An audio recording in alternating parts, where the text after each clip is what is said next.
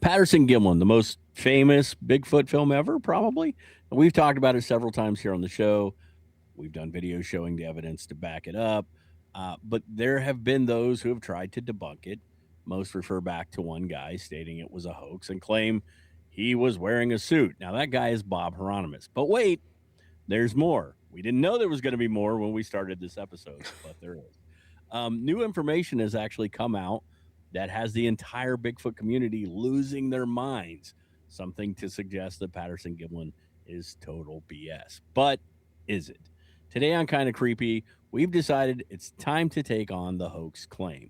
So let's go ahead and get at it.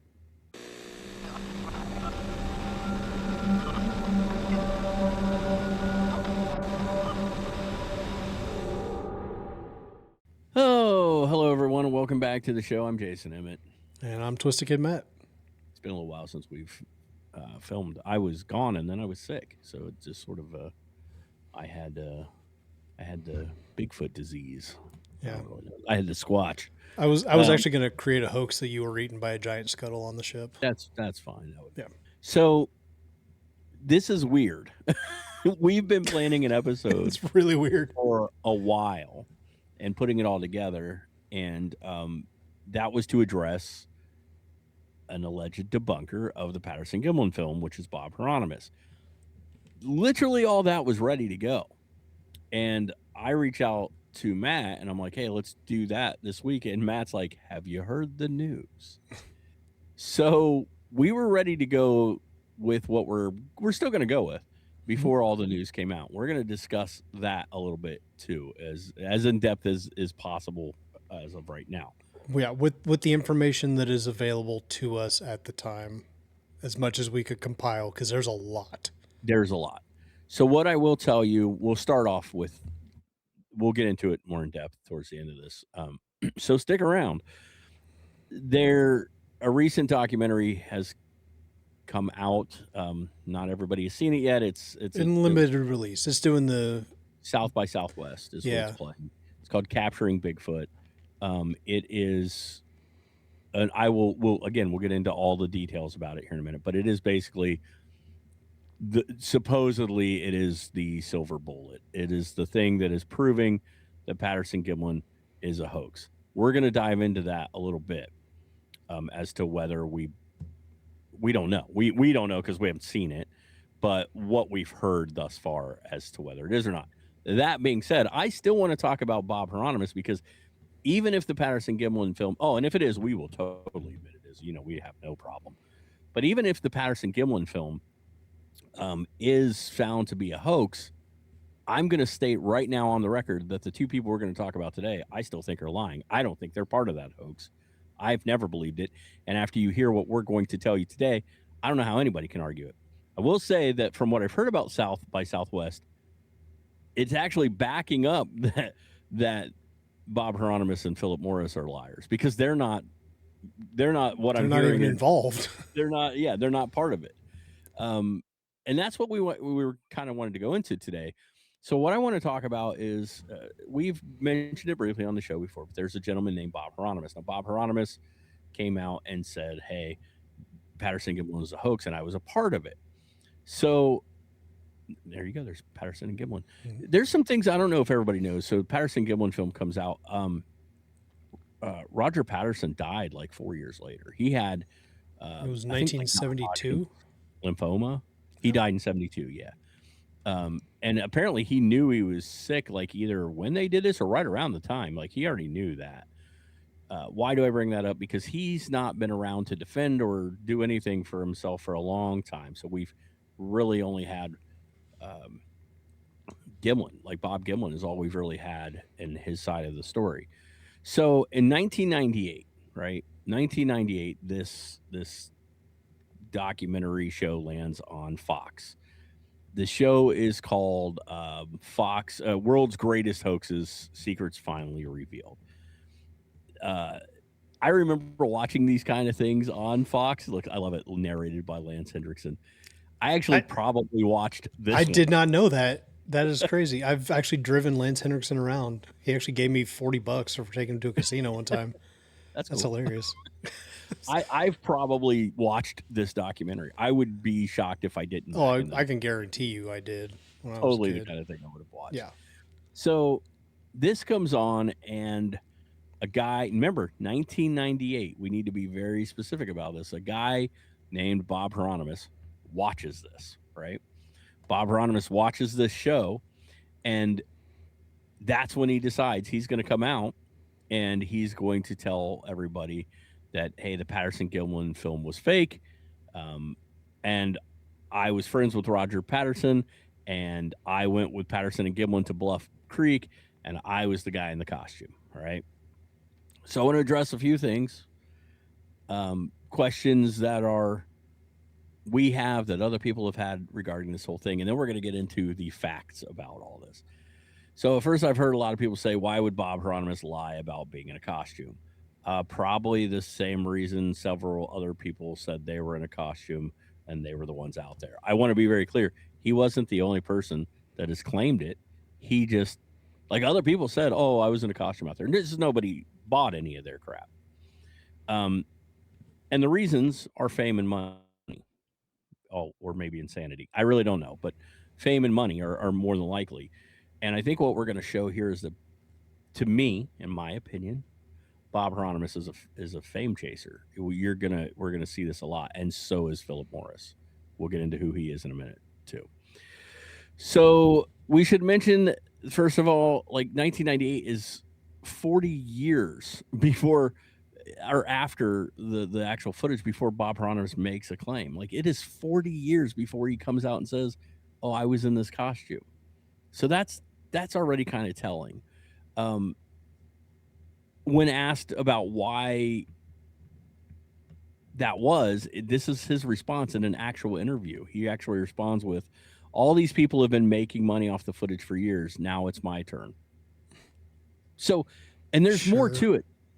Um, he would go on to sell autographs and other things to make money. But there's some things I don't know if you know, Matt. Like, how much do you actually know about the Bob Hieronymus, Philip Morris claims? And Honestly, the only thing I really know about it is from what we've talked about on the show, which is not a ton.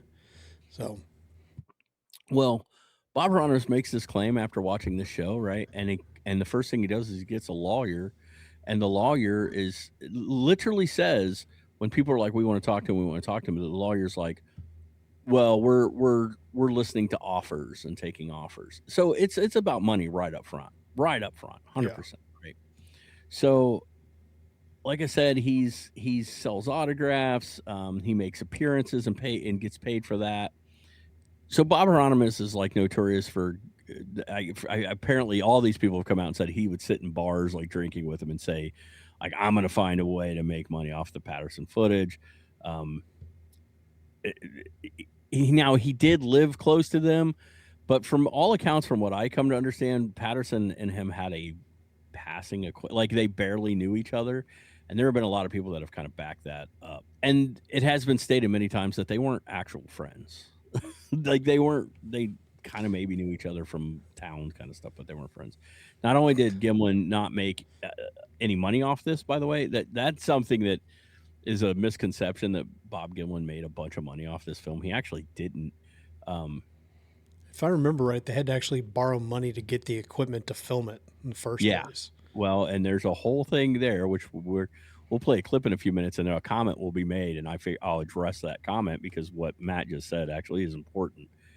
Um, but not only did he not make a lot of money off this, his association with the footage has become kind of an annoyance to him and his wife over the years, and he refused to speak about the matter in public for almost 30 years. He just wouldn't even talk about it. So how are you making money off something for 30 years you just won't even talk about because it's become, now he talks about it now more than he ever did then.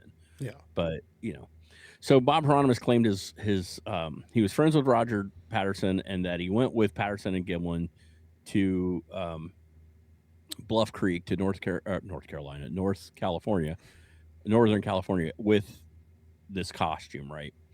So his Roger Patterson's, I always want to say Robert Pattinson.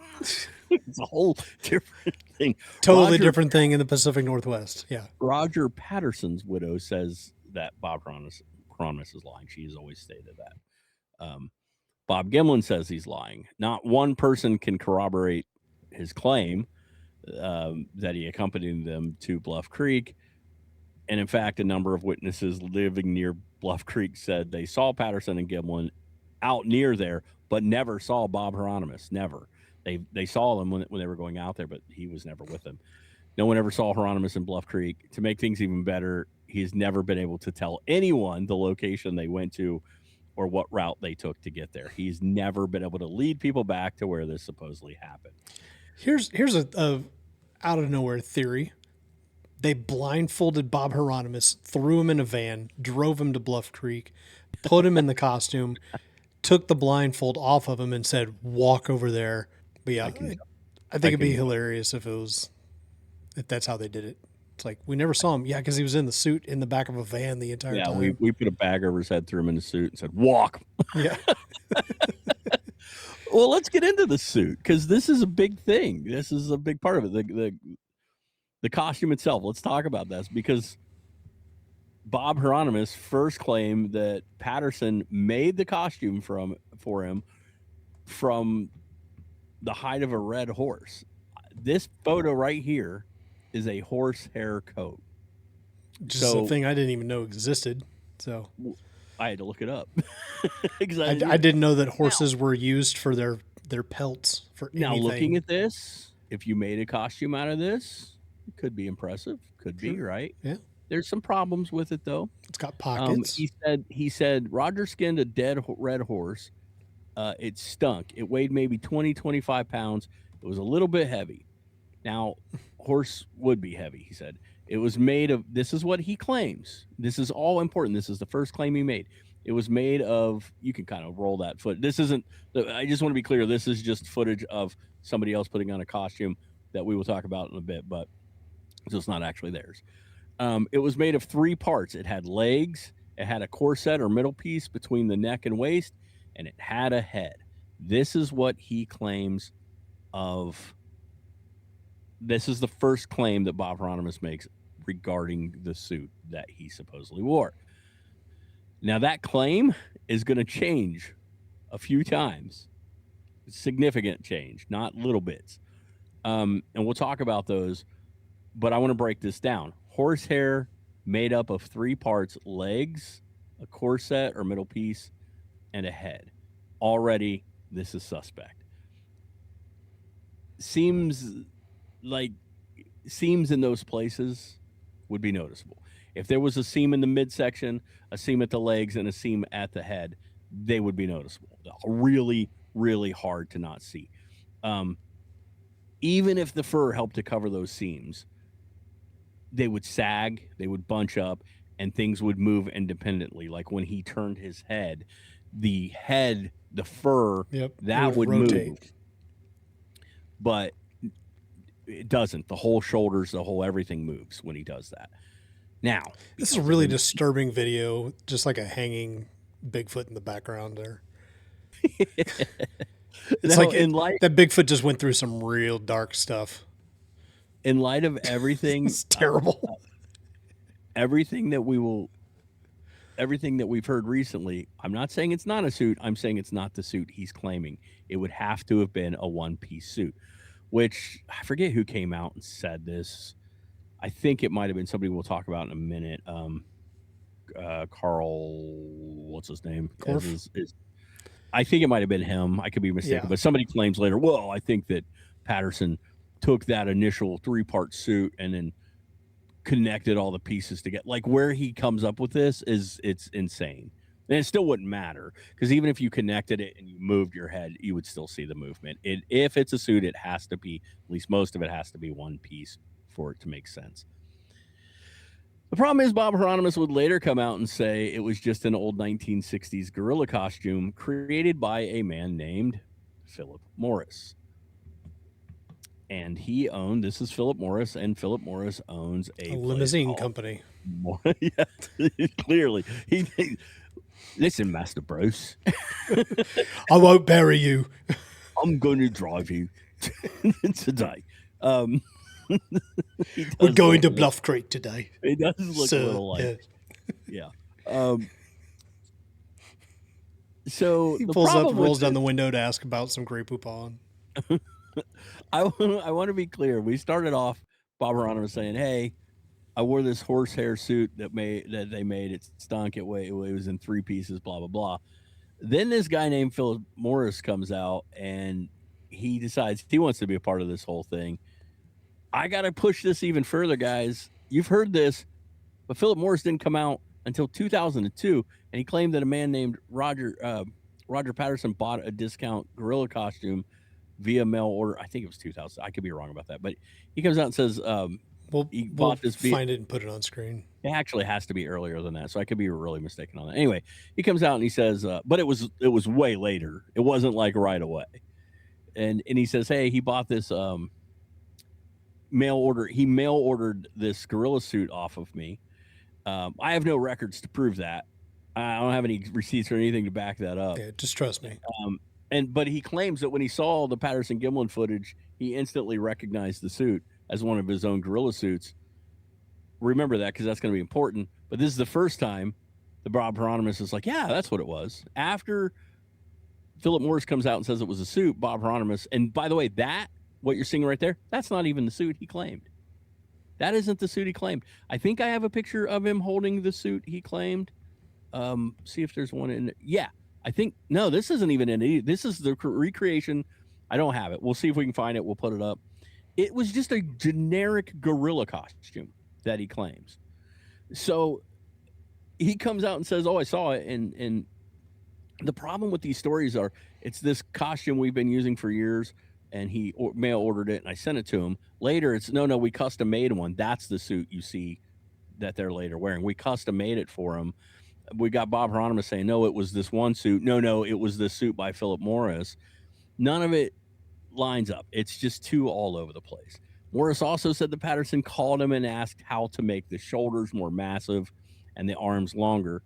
His answer to me on this is just completely debunks his entire claim, because he says, this is according to Philip Morris, Patterson calls me, asks me, how do I make him look bulkier? And I told him football shoulder pads and sticks in his hands within the suit. Sticks, shoulder pads, and sticks. So, Matt, why wouldn't this work? From what we've seen from the Patterson Gimlin film, why wouldn't this work?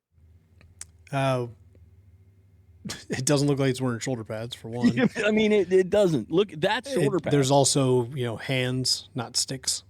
And obviously, yeah, I'm joking about this, but there's nothing about this footage to me that indicates there's no any kind of shoulder pads, any kind of bulking material. Correct. That to me looks like muscle. Look at the distinct. Again, throwing it back to my comment about my friend Kurt, the shoulder muscles, like shoulder pads are going to be more flat. This is like connecting more of the shoulder up to the the base of the skull rather than lower on the neck.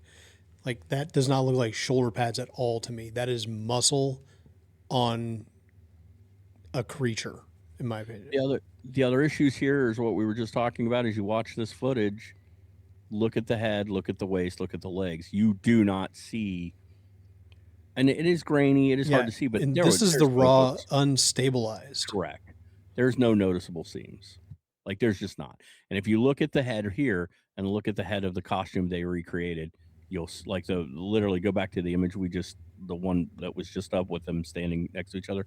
There's clearly where that fur is going to go down over past, like, it's just going to stand out. It's going to stand out, even in grainy footage. And I'll say this as somebody who, and for those of you who have not watched every episode, shame on you, first off. But I dress up as Krampus around Christmas time, and my costume has a mask that goes over my head. I have... Hold on. The costume when did you get this costume? The one you currently wear? How long ago? It was like 2020. 2020. Yeah. It is actually a gorilla costume, for the record. 20 years ago. Mm-hmm. 25 years ago. No, I'm sorry. 6 years ago. 20 years ago. Wow. 6 years ago. Time traveling. 6 years ago. Yes. And you got before you go into detail about this costume, mm-hmm. you got this costume. And now we're talking about one that was made 30 some years ago. Yeah. Back in the 60s. And now what they're Matt's going to claiming. make his points about one made currently. Yeah. And remember, Philip Morris is just a costume maker. He's not a special effects artist, none of that crap. The costume that you were seeing right here is not the one he claims that he sold him. So now tell us about your costume, Matt. Yeah, so knowing that about Philip Morris, he has more experience making a costume than I do. Okay. My costume involves a mask that pulls over my head and it stops at like right at my throat. Then I have another piece that goes on underneath it that's just a piece of, fur fabric that attaches in the back, and it makes kind of this the neck piece on there. So this is actually less pieces than we mine. definitely have photos of Matt in his costume. Yeah, and I'll actually put it up on screen. You might even have video, right? Do you have video? There's probably video somewhere. I'd have to dig it out, but definitely we have a photo up. Yeah, we got a photo on screen of me in my costume, and I will tell you, when I turn my head, the neck piece, like you see here, it moves with my head. So all of that fabric right there is going to rotate around the shoulders and the neck. Absolutely. And you will see that motion. Now, even if it's not every time. Even if it's not every time. You notice it. Yeah. I notice it because I'm wearing it. Correct. But yeah. it literally lays across the front of the suit, and it blends in because the fur is overlapping. Now, the problem that I have with all of that is they're trying to say that this suit is what you see in the Patterson-Gimlin footage, or a recreation of this, whatever. But the problem is when there's lots. When Patty there's a lot of problems. But when Patty turns its head, you don't see the fur rotate like on an axis. You see it stretch as if it's skin. Which is why I'm saying if it's a suit, it has to be a single piece suit up top. It can't be a separate mask. It has to be connected. Correct. I also want to point something out here. Look at the hands. Now remember, okay, so Morris offered. You got a better shot of the hands? No, but you can just see them there. To me, they look elongated there, but they look elongated. So Morris offered no evidence apart from his own testimony to support his account. And he actually couldn't produce a suit at the time that matched. This suit right here came later. This is, again, not the suit he claimed. This is him in the suit. And I want to first point out the legs. You see there's no muscle tone in the shoulders. There's no muscle tone in the legs. None of it.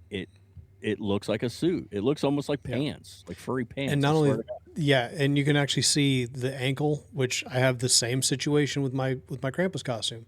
You can see where the bottom of the leg connects to the shoe portion or the foot portion that would go over there. You can That's what makes it look like pants. Yeah. Yes. That's exactly what you're referring to. And I've seen Matt's Krampus costume, and they do listen, it's an impressive costume, but it looks like furry pants. It just does. It's because it's hard. That's basically what it is. If you had lots and lots of money, you might be able to do something about that, but most people don't, and they didn't. And we will get into that in a second, but they didn't have a lot of money. That's backed up by some stuff. We can prove they didn't. So I want to say that Philip Morris has also been known as trying to make a quick buck. He actually tried to sue Austin Powers movies because he back in the day had a character. He did like a black and white, some kind of show where he wore a gorilla costume, by the way. And he had a character he called Dr. Evil. So because of that, his show was back in the 50s. So he tried to sue them because he had a character name, but the two had zero in common. So he lost. I'm looking this up right now because that is crazy. So we say all this because something happened. All right. He was a horror host from 1962 to 1969. That's crazy. 60s. I read 50s, but you're probably correct. And dude, oh my god. Okay, I gotta address this real quick. So I'm coming back into here. So I just looked up Philip Morris and Dr. Evil. So he's described online as magician, stage illusionist, and circus ringmaster. He's all of which are showmen. Yeah. These are He's people who are known known to be a show. for There's another one, a showman magician. It's like, come yeah, like I on. said, he's known to try to make a quick buck any way he can. Yeah, Doctor And Doctor Evil's Horror Theater. I want to point out again, remember those elongated hands because I'm going to bring those up again in a second when we get to something else that people say prove it. So a recreation, the Patterson Gimlin film was a recreation of it was undertaken in October of 2004 at a place called Cow Camp near Rimrock Lake. So it wasn't at Bluff Creek. This happened 6 months after a gentleman named Greg Long contacted Morris about writing a book. Um, so I want you guys to kind of follow the possible money trail here. Greg Long reaches out to Philip Morris about writing a book. Philip Morris and Bob Hieronimus are involved with said book. Like it all just starts playing out. He looks like what is that famous? He looks like some actor to me. I Like know that's what's been bothering me it's too. Like I driving me can't nuts. think But it who he drives me is. bonkers, man. Also, the lighting in this room. Jeez, I think yeah. it's an Well, interrogation. I think they play. It's not in here because I clipped it, but I think they play. They have like they have a film they play in the background. There he is holding a different version of the suit because this one's black and not red. Yeah. You see what I'm saying? It's just Which would have made more sense. Every suit they show is different. It's just the problem with this. Anyway, so they decide they're going to do this recreation, right? And this comes after Greg Long's says, I want to write this book. So Bigfooter Daniel Perez wrote, and quote, National Geographic's Noel Dockster noted the suit used in the recreation was in no way similar to what was depicted in the Patterson Gimlin film.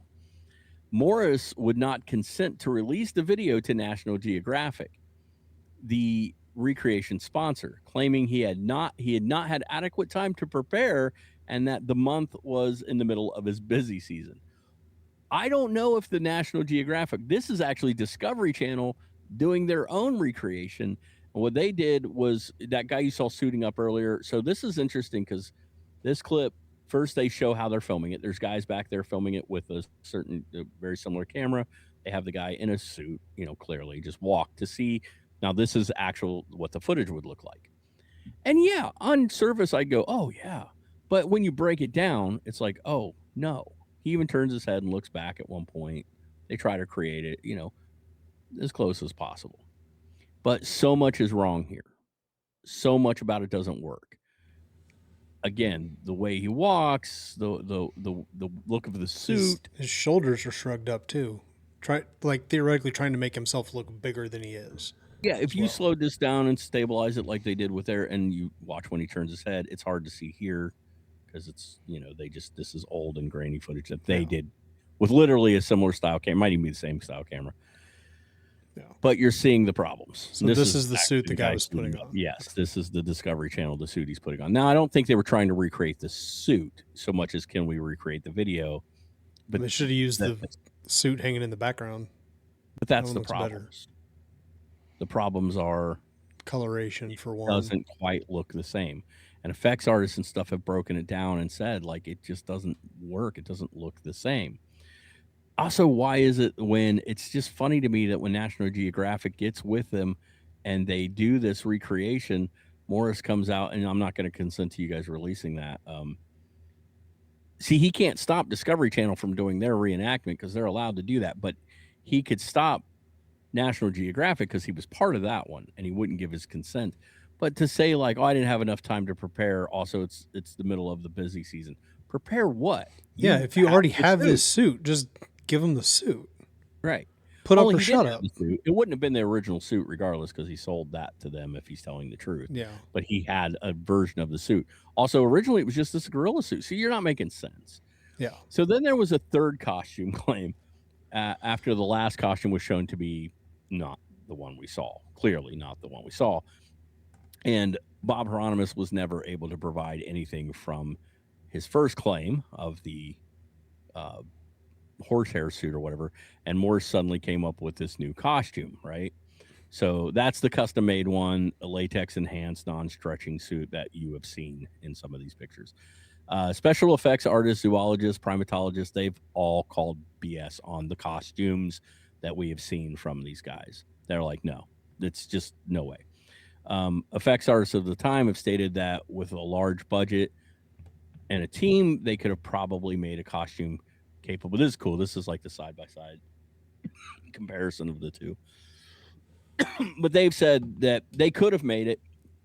They could have made a costume like that one that we see in the Patterson Gimlin film, but it would have taken a little bit of a budget and some time, and they would have had to have come up with some things um, that would allow some of the stuff we see in the creature to exist. So Um, basically, what you're saying is Philip like Morris movie. is the guy who in junior high was like, I have a girlfriend, but you wouldn't know her. She lives in You and Canada. she goes to a different school, Yeah, yeah. yeah. She's a model. She's always over in Europe. We talk on the phone every once in a while. So Like, what we do shut know, up, dude. uh, Bob Hieronymus's frame doesn't actually match the proportions of the creature, so it would have had to have been bulked up. Like there's no shoulder pads in there. I'm sorry, Yeah. and the arms would have been too long. Um, also, uh, Morris said he recognized the suit as a gorilla suit. Then he claimed it was a custom made suit. Then there was a third. The stories just don't match. Uh, I also want to point out that Bob Hieronymus said that it was made of horsehair, but according to Philip Morris, it was made of a material called Dynel. And if you look at the two, they are very different fabrics. Dynel actually in a, I think there's a photo where I placed the two costumes kind of Oh side by yeah, side ish. I don't even know if that's the Dynel, but Dynel on video in the sunlight, I don't even think this is the Dynel. I think this is the suit he later made claiming it. Dynel is like it. You've seen it. It actually looks a little shiny and light. It's just sort of the way it works. It doesn't look like the same material. It's because it's not. So what? And it's not the same material. So why did Bob Hieronymus say it was made out of this when it was never made out of? Like it just doesn't. It doesn't. It just sounds doesn't. like Bob Hieronymus is allegedly full of shit. Bob Hieronymus said the suit had no metal pieces, an upper torso part that he donned like putting on a t-shirt. So he says that was one full piece that he pulled down over him, right? The torso. So Yeah. he said the legs were one piece, the torso was a piece. First he said it was like a corset, but later he said he Well, pulled then it on. where's the seam where it would be at the waist like a t-shirt? Well, not this one because this one was made way after that one. Oh, See, that's the problem. Yeah, yeah. you're already seeing it. And he guessed it was cinched with. I love this. He guessed the waist piece. He guessed it was cinched with a drawstring. Odd choice of words. I guess it was I mean, cinched. maybe Like, it was a drawstring, maybe it was elastic. did you wear it? Did you Like, not wear it? were you even there?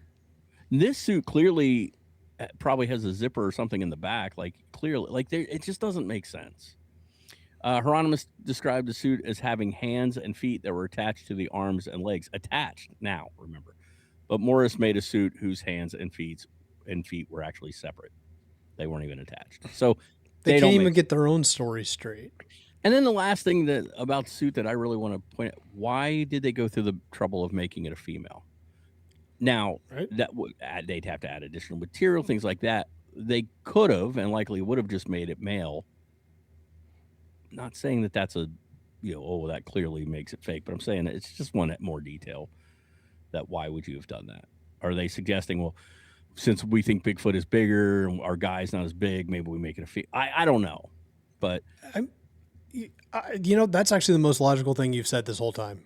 that would maybe be a reasoning why they would do It's it. a juvenile female Yeah, maybe. Bigfoot We don't. because Bob Hieronymus is not Bigfoot height. He's regular like used car salesman size.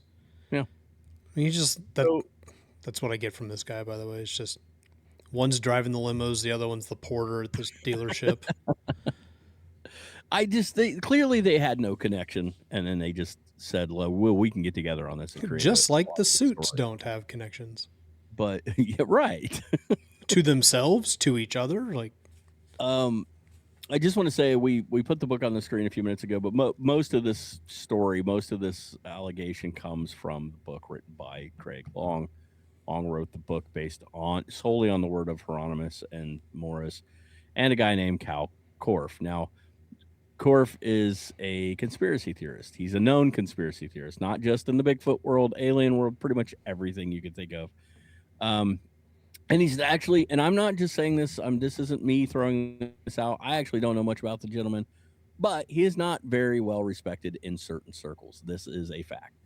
The trio wrote the book, then got in touch with Nat Geo and used Nat Geo to promote the book. And so they were definitely looking for an angle to make some cash. Like I said, Hieronimus has given 3 versions of his story to various journalists and outlets, 3 different versions, not slightly different, quite a bit different. He's contradicted himself regarding the costume, not ever been able to show a matching costume of any kind. After several tries of making one, they still couldn't make one that looked like it. After they clearly knew what it was supposed to look like, they still couldn't do it. No one can corroborate his story. No one saw him in the area. He has no idea where they went to film it. He has nothing to back this up. Like, he just doesn't. Yeah. It's a claim. I'm sure he's loving life right now with everything going on, but it still doesn't help him at all. Yeah. Now, what they usually say about lies and the truth, it's easier to remember the truth and repeat it. But if you're lying, keeping a lie straight every time you say it is very hard to do. It's hard, especially when you start adding other people into the mix. Yeah. And then somebody, you didn't tell this person this detail that they need to remember, and then they have to remember it as well to back up your lie as well. Yeah. So, and if you change one slight detail, then they have to know that, or it's just it's a wreck. Yeah. Oh, and Carl Korf, or Cal Korf, I think it's Cal. I keep saying Carl, but I think it's just Cal. Cal Korf, yeah. Cal K Korf. Art Bell. Yeah, so saying. I mean, that isn't his fault, but still weird. I don't know who this guy is either, but unfortunate initials. Art Bell, whether you buy or Art Bell's just a radio host. I mean, there's no like Coast to Coast AM, I believe. Coast to Coast AM, yeah. And you know what they do. I mean, it was a show I'm sure you listened to tons in your youth. I did. Yeah. It was, they would, and sometimes it was interesting stuff. Sometimes you're like, this person is off their freaking rocker, but whatever. A lot of times. But Art Bell referred to Cal as, quote, the most brazen media deceiver in the country. Wow. That's, yeah. That's saying something because, there's some people. Yeah, right. So we'll go into a little bit more and then we'll take a break after that and then go into the new stuff. But there's an infamous clip, which we'll play here in a second, but of Bob Hieronimus walking. So famous that Joe Rogan actually commented on it. And guys, sorry, Joe, you can get mad at me if you want. But why do people put so much stock in what Joe Rogan says? He's, no offense, like I don't mean this as an attack. He doesn't have a college degree. He's not a scientist. He's not actually, besides maybe jujitsu and weed, I don't really think he's an expert in anything. He was a reality show host, and now he does a podcast that's famous, but he'll say stuff and everybody like, oh, Joe Rogan said, well, Joe Rogan, it's all opinion. But let's play the clip, the very infamous clip of what Joe Rogan at one time said about the whole Bigfoot thing. Patterson Gimlin footage, 100% fake. Fake? Yeah, it looks fake. The guy in the suit? Yeah, 100%. There's so many problems with that. First of all, Roger Patterson literally got arrested for writing a bad check to pay for the camera that he used to film that. They went there specifically to film it. The guy, Bob Hieronimus, who says he was Bigfoot, when you see him walk, he's this big old gangly cowboy looking dude. When you see him walk, he walks exactly like that Bigfoot thing. You think it was him? 100%. Huh. Yeah. Patterson Gimlin footage, 100% All right. fake. Fake? Yeah. So the first thing that Joe Rogan brings up here as some kind of evidence, which is hilarious because it's not evidence. He's correct. Roger Patterson was arrested. Well, an arrest warrant was put out for him. He did rent the camera. The time it was $370, somewhere in that range. And he didn't write a bad check. That's not what happened. He didn't return it. And then they charged him for extra time. And when he didn't show back up, they put a warrant out for his arrest. All this really does is show that he had no freaking money. That doesn't disprove Like, I don't understand what the proof was, like, how that somehow proves that it doesn't. Um, then he says they went out there to film it. Yes. Like, that's never been a mystery. They went out there hunting for Bigfoot. They talked to people. He'd been interested in it for a long time. They were told by specific people this is a well-known area for it. They were out there. They were expecting to be out there for a while. I don't remember the exact total time they were I out think it there was for like a a couple. week, Yeah. something like Yeah. that. So yes, they did go out there to look for Bigfoot. 100%. You are correct. That's not a lie. Again, we've talked about this so many times on the show. If you're gonna go looking for something, if I want to go out bird watching and there's a specific duck that I'm interested in, I'm going to go to the area where that duck is known to be, not my Right. back. It's just the way it is. For example, this is actually something I just found out today. The Javan tiger, which is a tiger species that has been thought to be extinct for many, many years. They recently rediscovered it through DNA testing. And guess cool. where they went to go find it? Java. Java, where it was known to be. It's called the Javan tiger. Let's go to Java and why look would for you this not go thing. there? And guess what? Yeah. They found it. Like, It or found would proof be of it. more bizarre if Matt or I, who live in like small suburban areas, were like, I saw a Bigfoot in my backyard. Like, it's not where you expect it. Right. You expect to go to Washington State. You expect to go. Well, I do live in Ohio, but I'm saying you expect to go to certain places. It's where they're known to be seen. The other problem is he says he's a big bulky guy. He walks just like it. He's I'm bulky gonna now. I'm gonna bust that down real fast.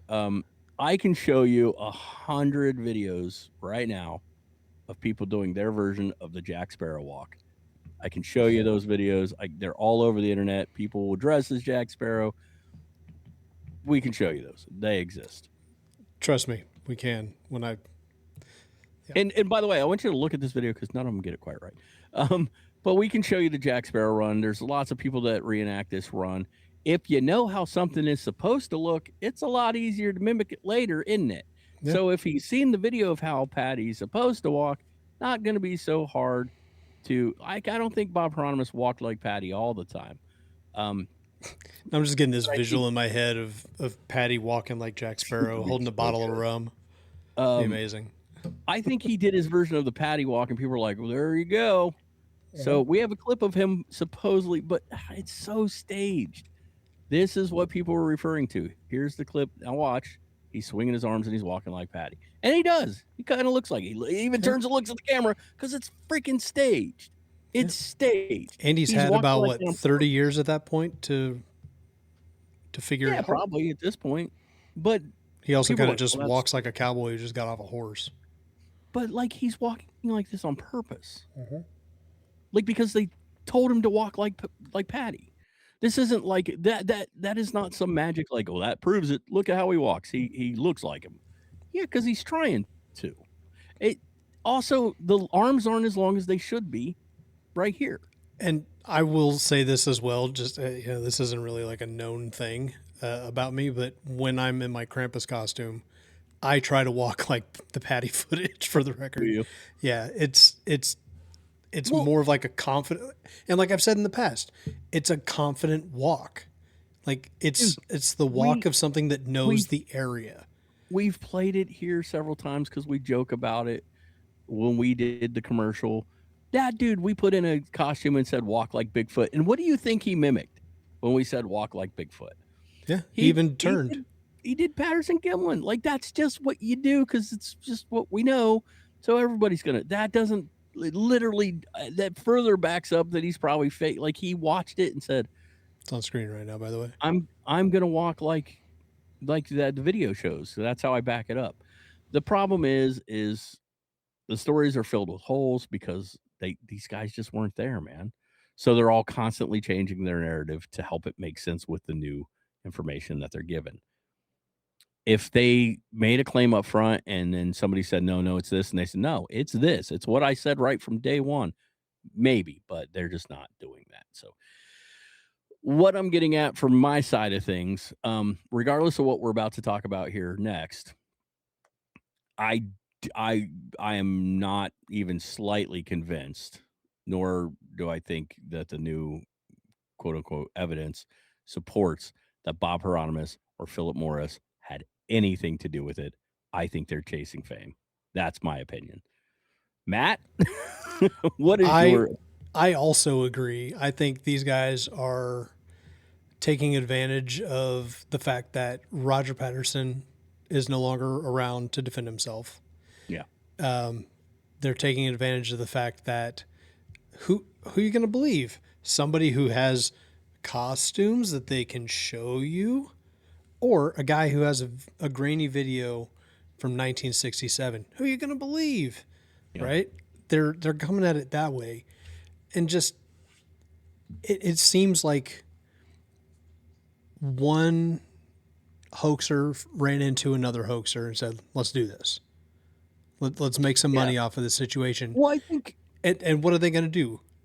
Deny that we were there? Yeah, that's what they're going to do. They're going to deny it. They got no proof that we weren't. You have two hoaxers that one lives in Yakima near Patterson, right? Or Gimlin. I forget which one he lived near. I think he said Patterson. And he knew him. And then years later, 30 years later, he sees this video. He's like, you know what? I can claim I was a part of that. And then you have this other guy that makes costumes who's already tried to sue somebody else, who's like, you know what? I can claim I made that costume. And I'm going to put this out there. I think that Bob Hieronimus is the guy that in every local bar who sits at the end of the bar and he's just like, you know what? I got a story to tell you.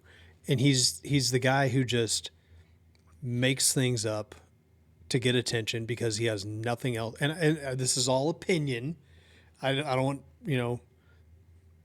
well, actually, you know what, Bob Hieronimus, come on, come after me. It's opinion. I got nothing to lose. It's opinion, but it's also fact because he's changed his stories multiple times. And he's literally been reported to have been sitting in a bar drinking and telling people these stories. Well, he sat in a bar and said he's going to figure out a way to make money off this. Yeah. Now, whether that's because it was fake or because he was part of it and wanted to make money, he didn't. I don't know. But I think the evidence, and I'm saying evidence right here, is leaning more towards. We did not, and I should, this for full disclosure. According to Bob Hieronimus, they offered to pay him $1,000 to wear the suit, which he claims they never paid him. I just to kind of throw that. I want to point to this suit. This is the. It's like okay, here's $1,000. Shut up. This is like the third version of the suit that eventually they created to recreate. Look, you can see where the head, look at the back of the shoulder where there's clearly a seam, and the front where it goes down over the fur where there's clearly a seam. Yep. And I'll highlight that on screen where without him even, and Jay, don't even tell me where you think this is. I will highlight it. And then when you watch this back, I guarantee you it's the exact spot that I'm thinking. So yeah, it's real insanity. Why this is important for what we're about to go into is because I remember when I first heard like, oh, it's a hoax. A guy came out and said he was in the suit and another guy came out and said he sold him the suit. I was like, holy crap, man. And eventually we kind of found out, oh, they said these things, but it doesn't look like they're telling the truth. Yeah. That's important because of what we're going to talk about here in a few minutes, from what we know so far and what we may know here in a couple months. But before we do that, before we go into that, hey guys, thank you everyone who has subscribed so far, man. It's been pretty cool. We really appreciate it. We've got some cool things lined up. Actually, we just lined up something very cool. We won't share it just yet because we've been trying to get some interviews and stuff, and it looks like we finally got a really good one, especially as it pertains to all this stuff. Yep. We've just got to lock down the times and everything, but stick around because we're going to be doing some really cool, different things moving forward. With that being said, you guys are always welcome to tell us what kind of things you would like us to talk about or stories you may have. Multiple ways you can do that. Matt's going to tell you some of those right down there at the bottom of the screen. Down there. I've gotten really good at checking email. Nobody's sent any in a while. So that clip that I'm going to insert there seems way more appropriate in this video than others actually. But because of the hair. Because of the hair, yeah. We always ask if you guys know why we refer to it. It's funny because they don't even say it like that, and it's just down there. But we're like, yeah, we make it way creepier because it's creepy. It's creepy no matter can, what. Yeah. You can email us, KindaCreepyShow@gmail.com. You can follow us on the socials, of course. The main one is Facebook, our Facebook group. Hey, and something Matt had a little bit of update. Something we've been talking about. Yeah. I'm actually going to take this off here so I can put the pictures on screen. Cryptoids, 100% cool. funded in 24 hours. You're welcome. So yeah, you guys are welcome for all of the exposure we gave you. We'll just take that check. You can just. Now we give you exposure because your stuff was cool. It's awesome. We yeah. They've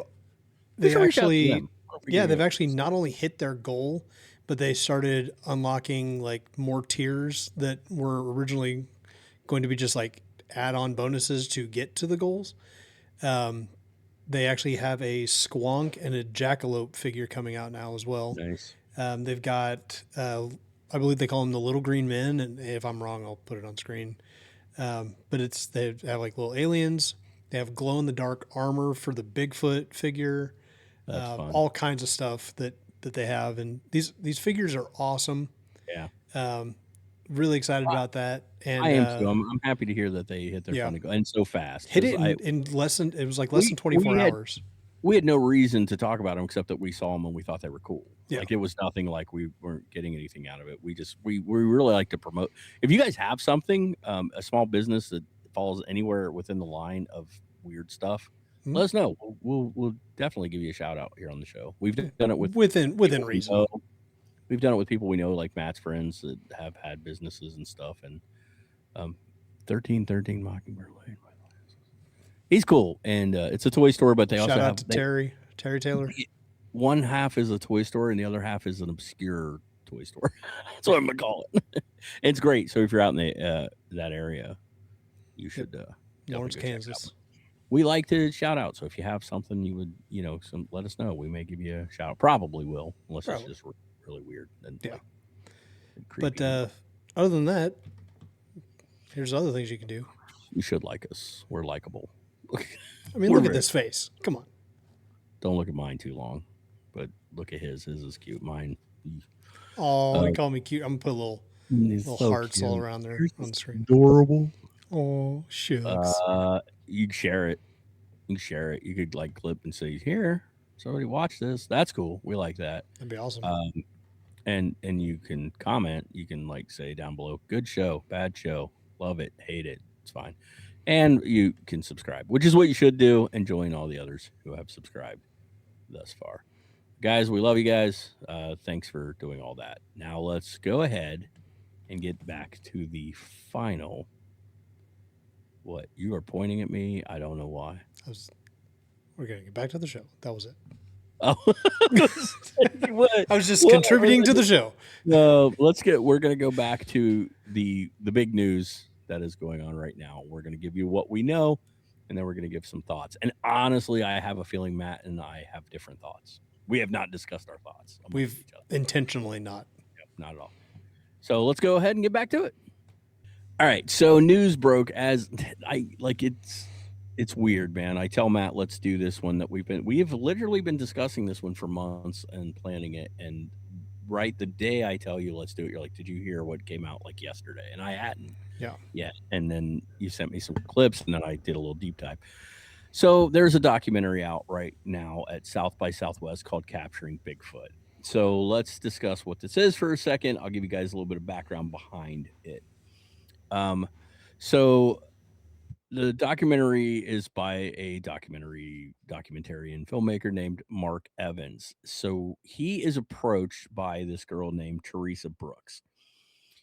And Teresa Brooks, she's a Olympic college film instructor.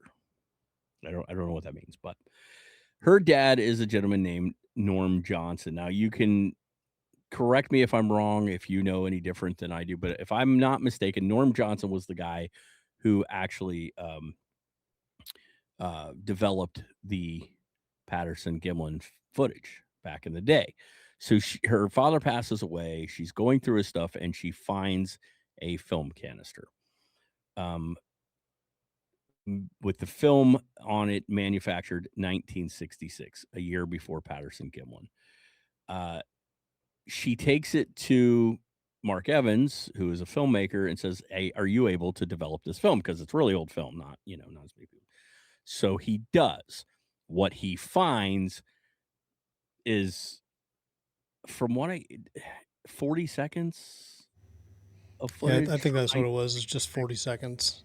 So this 40 seconds, from what we understand, is an alleged, we'll say. not alleged. I think it's there regardless. Either way, it's there. It's and I don't think it's AI or any of that crap. It's real. Is footage of them. I don't know how to put it because we don't know what it is. They say, yeah, we should say we personally have not seen anything. Seen the general public has not seen yes. this. Right. So apparently, from what they claim, from the documentary, is that it is a test run of clearly not this Patty suit, from everything we understand. Someone in a different suit at a different location doing a test run of them walking in the suit. Yeah. That's pretty damning, especially if you go 1966, a full year before Patterson Gimlin. Well, not a full year, but a year before. We don't know when in 66. Yeah. Apparently, the other bullets in the chamber are a confession from Clint Patterson, who is Roger Patterson's son, of him saying that it's fake, that it's always been fake. Apparently, there are two more confessions. One from Patricia Patterson, which is the wife of, and even Bob Gimlin purportedly saying that it was a hoax. Yes. From all accounts, people who've seen this documentary are coming out going, I mean, it's a hoax. There's no denying it, right? We don't know because we haven't seen it. We've done as much of a deep dive as we can right now without having seen it. What we do know, we're differing reports. Matt has heard as soon as this coming, like by the time this video is out, you may be able to watch it yourself. Yeah. I didn't. The problem with that is he played that clip for me, and the guy doesn't say where he's getting that from. I heard later this year. We really don't know yet. We'll let you know as soon as we know when and where you can watch this. And my issue with it is of course, a whole documentary was built around very little footage. And I brought that question up to Matt. I'm like, I hate when people do that. If you have footage that proves something, why not just put it out there? Yeah. Instead, you're going to put this whole story behind it. Well, that is something that has recently maybe come to light. It's really hard for us to speak on this. Yeah. So some points were... But hey, it hasn't stopped anybody else. So let's put that out there too. Some points were made recently that I will address. I'm still going to give my thoughts on what I know so far. And then I want your thoughts on what you know so far. Okay. Some points were made that just because the canister, and this is important, just because the canister was produced in 1966 does not mean it was filmed in 1966. That is just when the film was made, not when the film was shot. So they could have shot that a year and a half later. That's important. What I'm saying is, I do not believe that this documentary is a complete nail in the coffin. I, however, have a feeling that it is enough that it might be true. But that being said, I don't think it's going to be definitive proof. I think it's going to be a lot of circumstantial evidence that makes it probably true. But I don't know because I haven't seen it. True. Regarding the confessions, we know Clint Patterson, it was he was 12 years old, I think, when this came out. Yeah. He and his father reportedly were estranged, which is weird because his father died a few years later, which means they must not have gotten along pretty early on. Yeah. We're talking 16 years old I believe when his father died. So that means allegedly when this was filmed, he's 12, already fighting with his dad. Yes. And then sad and never made up with him. Yeah. And now some of that is pretty substantiated that they never got along. I mean, this isn't new information. I'm pretty sure this has been out there for a long time because from what I've gathered, for years, Clint Patterson has been he has been outspoken about not liking this film or anything to do with it. And I mean, But okay, I'll I don't offer a know that little if bit of my thought on that specifically.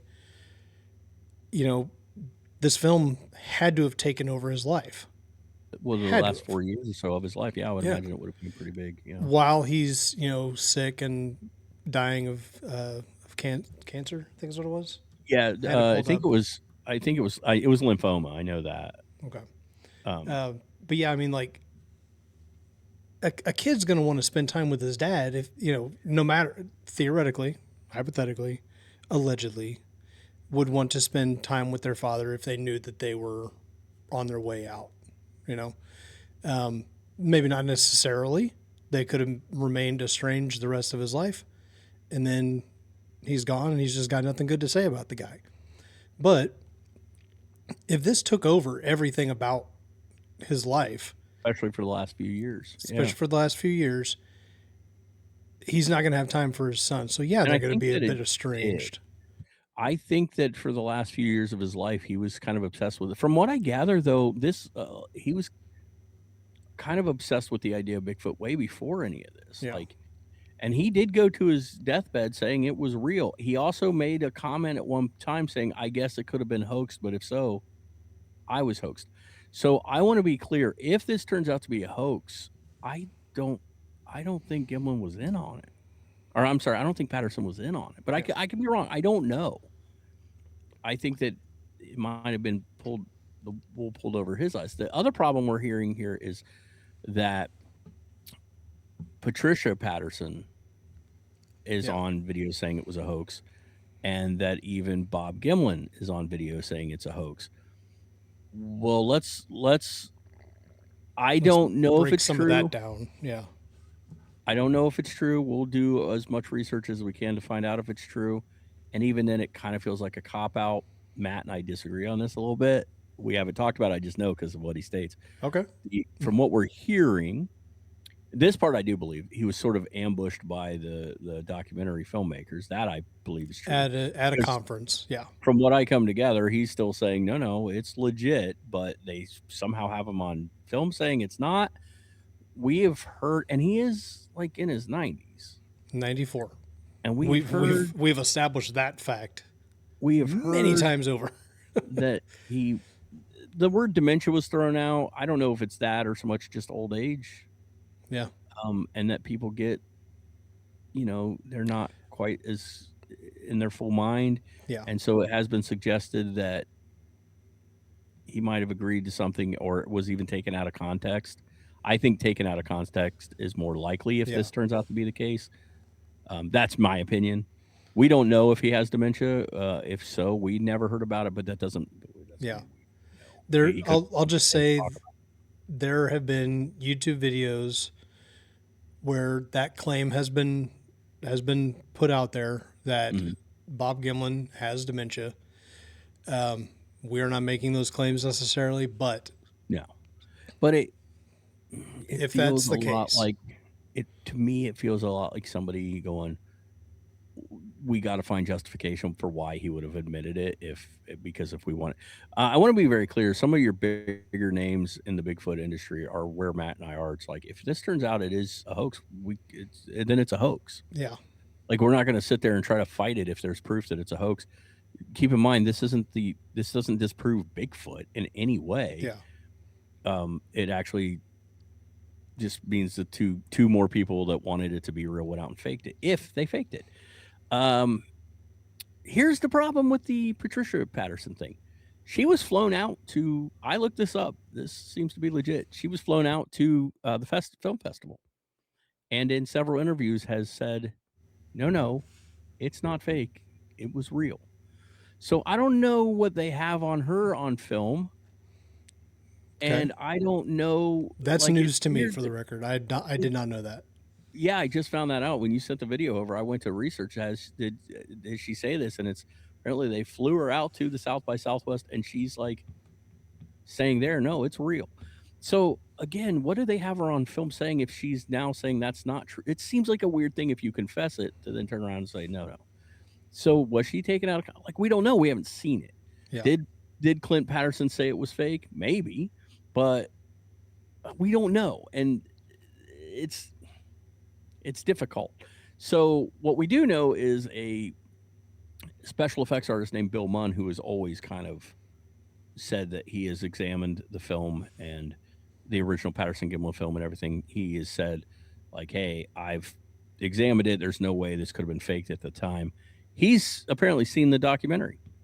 And I think he's actually in the documentary. Yep. From what I gather, right? And he says he still believes it can't be a suit, that it has to be real. And from what this is all from what we've gathering so far, he gives a theory that does hold some water.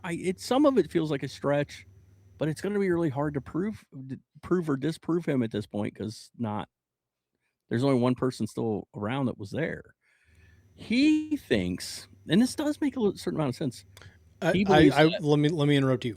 One person that we know was there, because Bob Hieronimus claims he was there. Right. So, right. yeah. Well, there would have to have been somebody in the suit, even if it wasn't Bob. Yeah. Wasn't Bob Hieronimus. Yeah. And from what I gather, the first suit, the one Just that they're saying playing is the test, Jersey Devil's advocate. the one that they're claiming is the like. I'm gonna make it a thing, by the way. The walkthrough video. I've heard it's a much skinnier, much different suit. Clearly, now some people are like, well, this explains why there were multiple suits. No. That was never claimed. Bob Hieronimus, Philip Morris never made that claim, that there was a test run a year before. They never said a suit was made a year before. Like, all that doesn't hold up. Yeah, if they had claimed this test run and then it comes out in this documentary, it would be proving that Bob Hieronimus and Philip Morris were correct. From what I've read, though, the test footage they don't think is the same person. If there is test footage, I have don't believe it's the same person. I have heard a claim that it's actually Clint Patterson in the suit. He was 12. Couldn't be. That's one of the claims that I had heard. Yeah. I don't think that would be weird. But again, we haven't seen it. We don't know. Yeah. So Bill Munn believes, his theory is, actually, this is quite different. He thinks that the reason the footage was like, why would you keep this test footage and not destroy it if you did it and you're like, okay, I think we can pull this off? That's kind of one of my hangups with it too. Bill Munn believes, his sort of theory, his running theory is, no. There's a gentleman who actually helped backed Patterson and Gimlin when they went out there. He was like kind of funding some of their stuff and funded the film later. Al Diatley, I think is his name. What is it? I think it's Al Diatley. So his theory is that after he saw the actual footage, he said, let's put somebody out. And it's a different location. Let's put somebody in a suit and see if we can reenact it to help see if we believe this is real or not. They did that. They faked it, but they weren't satisfied that it looked enough like the actual footage to believe that it was fake. Again, I don't know where he's getting this, except for his own, like, this is just what I think happened. I don't know. It makes sense that they would do that if the backers of it are like, and it would then make sense why they would keep it. Like, look, we even tried to reenact this and we couldn't do it. We couldn't do it. Yeah. It would be a weird thing if this comes out and it is in fact fake, which I do not believe this documentary is going to 100% make it fake. I will tell you, it definitely, for me, from what I've heard thus far without even seeing it, it definitely makes me question it a lot. Like, yeah. Which I've heard this as well. Side note, Al Diatley is kind of the guy who put up money for the actual expedition to go out and film Bigfoot. He's also Roger Patterson's brother-in-law as well, who also is another person who is no longer with us to defend any of these claims. I wish he was, because he could say, no, we absolutely went out to see if we could recreate it. That's what we did. So I don't know. Yeah. Like, we don't know because we haven't seen it. I'm going to stick with what I said earlier. Roger Moore is a good example of this. I know it's my Michael Moore, but we're going to stick with Roger Moore. Michael Moore, when you go to make a documentary, it's hard not to be biased. And I'm not saying that Mark Evans was trying to. I don't think that was his goal. I don't think he was intending to make a. I don't think he was ever like, I want to make a Bigfoot documentary. I think he was handed this film and goes, "Whoa, I can make Hey, a we got documentary." something here. Yeah. And in this, they're recreating it, and it says 1966, so it's a year before, so it has to be fake. And then you can frame whatever you want around that. So I don't know. We haven't seen it, so it's hard for us to say. Yeah. I'll be the first to tell you if it's fake. It's going to bum me out, but it won't, because I would love to know once and for all. And it doesn't change that I believe in Bigfoot, but I will be the first to go, hey, this was fake, man. Yeah. Sucks. And We've done that it before, we'll do it again. again, that goes back to skeptical believers. You know, we have to, you know, Jay and I have to keep with that, and Yep. like we're gonna stick to that as much as possible. Oh yeah, And 100%, I'm saying it right now, and I think Jay will back me up on that. We will do a whole episode, or at least a little update, one way or the other, on our opinion when it does come out. well, if it turns out to be fake, it's one less piece of evidence to look at. Yeah, one less piece of evidence. It's still really cool evidence, to be perfectly honest. And I mean, obviously, that pose, everybody knows the pose. I don't even have to say what it is, and you know exactly what I'm talking about. Yeah. It has become so ingrained in pop culture that it has given people something to identify as, you know, like, oh, that's the thing that I saw. You know, like people who've seen it out in the wild, that's what I saw. They can use that as a frame of reference to describe it to people.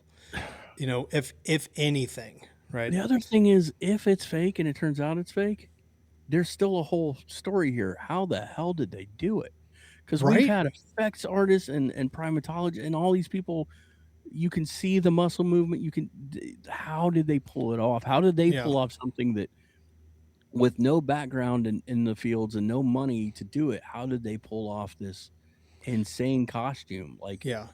And Bill Munn specifically has had a lot to say about that specific aspect of it, is the costume.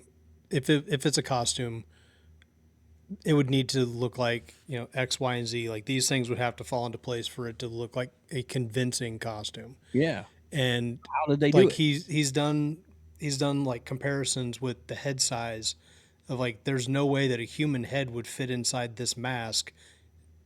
If it was a mask, obviously, there's no way that a human head would fit into that, given the shape of the actual silhouette of the creature on camera.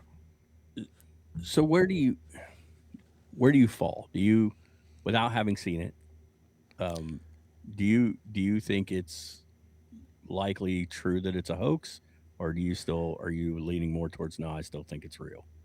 I'm currently leaning towards it's real and there's people trying to cash in. Really? That's I kind think of what I'm I leaning think. a little more the other way now. Like I don't see. It's going to be real hard to get past the fact that there is a test footage thing, and it might explain why costumes, why we've heard stories, and why, like, if we do hear three people, one of them might out. Clint's confession doesn't mean anything to me. He Yeah. wasn't there. It's all hearsay. He can say all day long. He might. I heard it was, and again, he didn't come out till much later, Yeah. so he can say that. I don't buy it. But if Patricia, who has always stated it was real, and Bob Gimlin, who's always stated it real, I want to hear what they say. Yeah. Now, there is something that I want to hear the context, I guess, is what other YouTubers, I'll just say that, other YouTubers that we've, given the fact that I just found out about this within the past couple of days, there's only so many videos you can watch to kind of like get as many perspectives as we've gotten. And having not seen the main topic of conversation with our own eyes and made our own determinations, I'm getting information from different sources on this. One of which says, and it makes sense, the reel of film was manufactured in 1966. That doesn't mean that they are going to use it in 1966, like we've Right. said. It could be used today. It may not hold up very well on a camera, but something that was manufactured isn't necessarily going to be used within that same amount of time. Like, Right. for example, the cameras that Jay and I are using right now, they weren't manufactured today. They're Right. probably a couple years old. Yeah, that's important to know because that was the first thing we heard. Oh, there's Yeah. footage from 1966. We don't know that that's true. It's like, no, we know that the That's film stock is from itself. 1966. I'm Yeah. curious to know the film stock that they used to film it. When was that from? You know, like And I will just say, Jay, it's in the works. We may have an expert in that exact topic as an interview coming up. They have actually talked about that in their video. They know everything about said film stock. So that has actually been discussed in other videos. If not in the video itself, but in the comments of videos where they were talking about it. Because I was reading comments on this stuff too. But yeah, the film stock being filmed in 1966 being manufactured in 1966. That's not the nail in the coffin that everybody not. thinks. I thought it Yeah. was when I first heard it, and then I was like, well, that's not what it Now, doesn't. Nothing about this allegedly- thing. It was filmed in 66. We have no idea.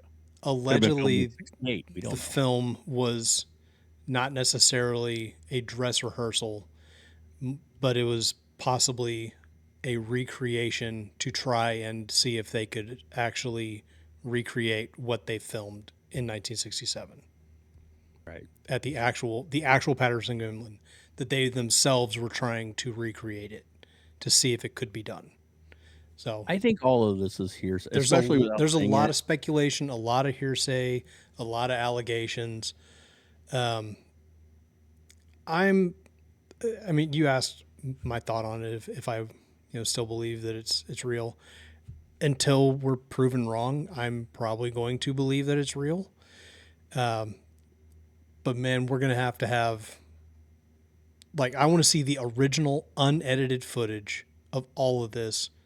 And that may never happen. It may never happen because it's I already been theoretically, unless they go, here's the unedited footage in this documentary. Unless it appears in that, I don't think we're ever going to see it as its own like standalone YouTube video or a standalone, film you can buy. I don't think that's ever going to happen. So, my opinion, as of right now, and I have a feeling it'll remain the same after I see the documentary, from what I know about what's supposedly in the documentary, is it'll definitely make me very skeptical about this footage. It won't 100% back it. It will add a lot of doubt. And in the end, we will still never know if this is real or fake. I don't think we'll ever find out. Not 100%. Yeah. And I just think that's the way it's going to be. It will cast a lot of doubt. I will stop thinking it is. I've always thought this is definitive. This is like, but now I'm kind of like, I don't know that. And I think it's always going to cast enough doubt. But the things to be very clear of, this will not make me not believe in Bigfoot. Yeah. I think that this was never the thing that made me believe in Bigfoot. Right. Yeah. I think that no matter if it comes out that this is a hoax or if it's real, there will be fallout from this. Oh, 100%. Like it's either going to be, see, they lied, or see, it was real the whole even time. if they did lie, lots of people lie and lots of people tell the truth. Yeah. Lots of people lie and lots of people tell the truth. If these two turned out to be liars, they're just two more liars. It doesn't discount it. It hurts people is the problem. It hurts people who are telling the truth. Yeah. But I've been saying to Matt for a long time, we have clearer video now. Yeah. We have video that is much more recent, clear. And why aren't they being analyzed as heavily as this particular film from 1967 has been analyzed to death? Why aren't they doing that to newer stuff? And the swamp ape footage that we played on here, the Independence Day footage, that one in particular, seems like it'd be a lot easier to prove or debunk at this point because there's people still alive. There's people in the area you can go out to. You can take the footage for all kinds of stuff because it's much. But whatever, I don't know. Yeah. We'll let you know more as we know more when it comes out. When we hear, we'll follow the Facebook and stuff because we will probably say, hey, we found out it's available to watch, and here's where. But honestly, we only know what we know right now, and we can't say much more than that. Yeah. Um, I want to. I really personally do. think that there's I wanna already a see bunch it. of people who haven't even seen the footage trying to give reasons why the footage or why the documentary is full of crap. I'm like, you Yeah. haven't seen it yet. Yeah. And then there's also a lot of people out there going, oh, well, it's proven it's a hoax who haven't seen it yet. So I think you got to be careful. But Yeah. we'll let you know. We'll watch it when we can watch it, and we'll fill you in on what we know, and hopefully you guys watch it too. So Yeah. let us know your thoughts thus far. Yeah, and stay tuned. Like I said, we've got some stuff in the works relating to this topic, actually. Regardless, by the way, yeah. I still don't buy Philip Morris and Bob Hieronimus. Oh no, they're full of crap. If it happened, if it's a hoax, I still don't think they were part of it. Yeah, guys, we appreciate you guys being here. Love having you. Love talking about this stuff. This was fun for so many reasons, and it's kind of fun that this is unfolding right now. It's one of those mysteries in our lifetime that you kind of it sort of just sits stagnant and you don't think anything will ever change, and then something happens. So you never know what might come out tomorrow. And I'm again, I didn't say this earlier, but I'm kind of questioning like why it sat in a safe for whoever knows how long. Well, like, there's theories on that. There's a theory the chain that of custody. Where did this thing come from? There's a theory that they were the owner, the Norm guy, who apparently, I think he was afraid to let it out because he was afraid that like there would be a fallout against him if he did. That's a theory. Again, maybe it was just them trying to recreate it, see if they could, so they just didn't think much of it. God knows. Who knows? Why? And again, I don't think we'll ever know. Yeah. I don't think that the girl, the Teresa, what's her face, Brooke, I think Teresa Brooke or Mark Evans, I don't think they were like, hey, let's fake it. Like, I think this was legit how it fell into their hands. The question isn't whether the film exists or not. I think clearly it does. The question is it actually them doing a test run, making it more likely fake, still not fake, but more likely fake, or is it them doing a recreation? The documentary clearly frames it as a test run from what we've heard. Yeah. But to me, that's a theory, and they shouldn't do that. They should frame it as exactly that. Is this proof that it's a hoax, or was this something else? That we don't know. So, Thank you guys. We love you guys. Thanks for watching. Please continue to watch, like, subscribe, all that good stuff. Let us know what you'd like to see. I don't know what our next show is going to be about. It's been kind of a weird off couple of weeks for me. Went from like 80-degree weather and swimming in the ocean to snow, which is what I came back to, which sucked. So I got sick. It's a whole thing. There's been meteorites, more Bigfoot sightings around him, UFO Matt sightings. Messages me last week right before we do the show, and he's like, "Hey, and I'm like, dude, I'm like, I am sick, and I slept most of the day. So yeah, we're a little behind. It should have heard Matt when we first started today. He's like, I don't know if I remember how to do this. I'm like, I genuinely was like, it's been a while. It's been like 3 weeks since we've actually filmed. Quick little update though. Shortly after my mom, aka our number one fan, watched the episode, I was very quickly texted a photo of a Bigfoot duck for my Jeep. So that is a thing that exists. Oh my God. It wasn't that, was it? No, it was not. Because what does it say? Don't stop believing. That's amazing. It was not that one. I say that. I said, oh my God. And then I took a second for me to pull that up because I saw that. And because like Matt just got a Jeep. Hey, if anybody wants to know, you can email me and I'll tell you where to send them ducks to. I'm just kidding. I'm not going to give out his address.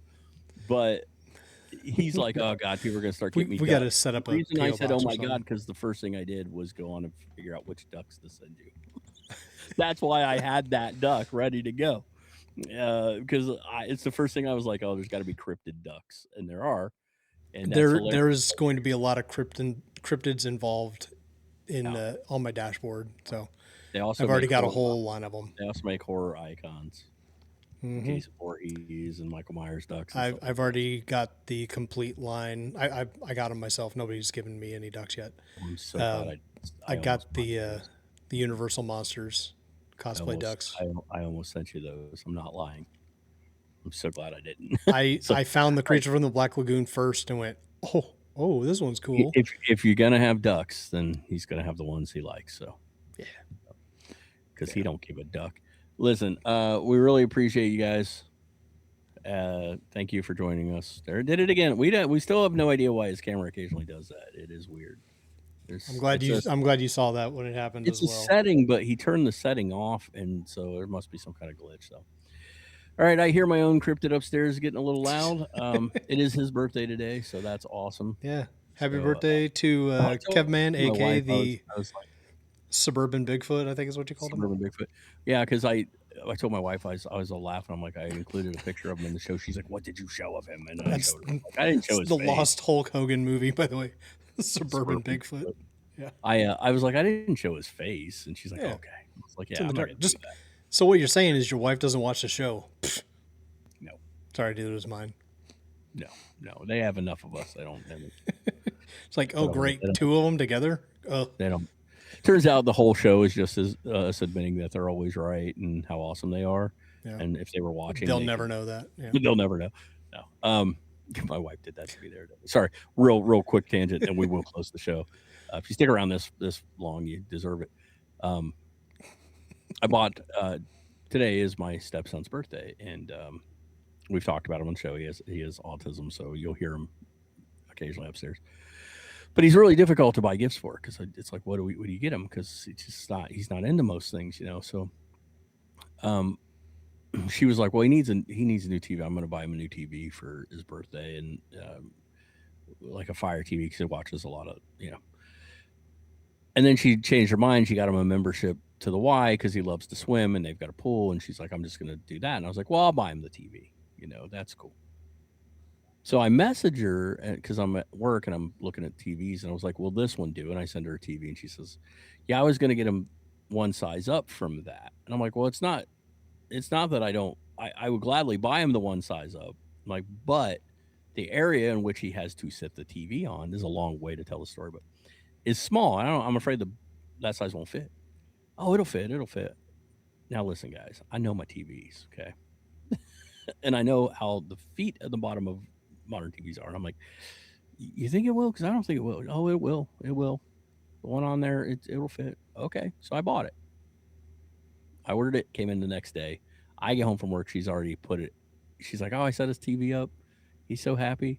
Come check out his room. And the room is totally different. The thing that the old TV was on is now in a different spot. There's a new table in there. I look at her. She goes, oh, yeah, you're right. It didn't fit on the table. I said, can you say that part again? She's like, shut up. I was like, I want to write down that you were right because I don't hear that very often. So anyway, long story. I actually had my boss write down on a calendar the day that I was right. The one day. Oh, no, there's several times. He's like, I'm right all the time, but it's the one day you admitted I was right. Oh, yeah. Anyway, guys, that was my story. Yeah. Thank you so much for watching. We'll let you know. Well, follow the Facebook page. We will definitely put something up there when we know when it's actually available, and we'll mention it on the next show if we hear by then. But we appreciate you guys, and all this is weird and all this is interesting, but more importantly, all this is creepy. So we think that, you know, to support how creepy it is, there's something you guys should do. Until next we speak to you. Keep it creepy. Keep it creepy. This is kind of creepy. Goosebumps rising on my spine.